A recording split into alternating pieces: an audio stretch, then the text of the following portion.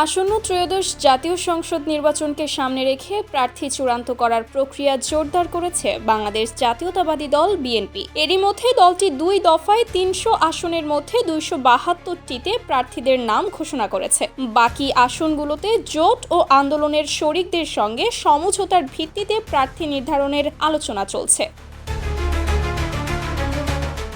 এই প্রক্রিয়ার মধ্যেই ঝিনাইদহ 4 আসনে বিএনপির সম্ভাব্য প্রার্থী হিসেবে আলোচনায় এসেছেন গণ অধিকার পরিষদের কেন্দ্রীয় সাধারণ সম্পাদক রাশেদ খান। রাজনৈতিক সূত্রগুলো বলছে এই আসনে তাকে মনোনয়ন দেওয়ার সিদ্ধান্ত প্রায় চূড়ান্ত। মঙ্গলবার রাতে একটি জাতীয় দৈনিককে বিষয়টি নিশ্চিত করেন রাশেদ খান নিজেই। পরদিন বুধবার সকালে তিনি গণমাধ্যমকে জানান, গুলশানে বিএনপির কার্যালয়ে দলের শীর্ষ নেতাদের সঙ্গে বৈঠকে ঝিনাইদহ 4 আসন থেকে নির্বাচনে অংশ নেওয়ার প্রস্তাব দেওয়া হয়েছে তাকে।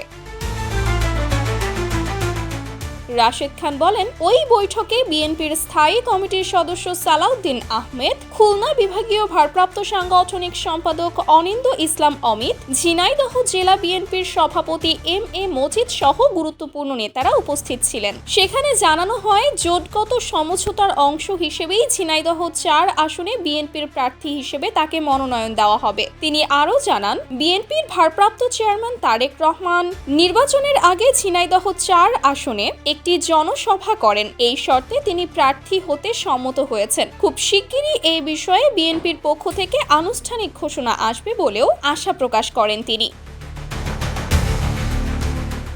ঝিনাইদহ সদর উপজেলার মুরারীদহ গ্রামের বাসিন্দা রাশেদ খানের সম্ভাব্য মনোনয়নের খবরে স্থানীয় বিএনপির একটি অংশের মধ্যে অসন্তোষ দেখা দিয়েছে। তাদের দাবি, ঝিনাইদহ 4 আসনে বিএনপির নিজস্ব কোনো নেতাকে মনোনয়ন দেওয়া উচিত। উল্লেখ্য, এখন পর্যন্ত ঝিনাইদহ জেলার 4টি সংসদীয় আসনের মধ্যে মাত্র একটিতে বিএনপি প্রার্থীর নাম ঘোষণা করেছে। বাকি 3টি আসন নিয়ে আলোচনা এখনও চলমান রয়েছে।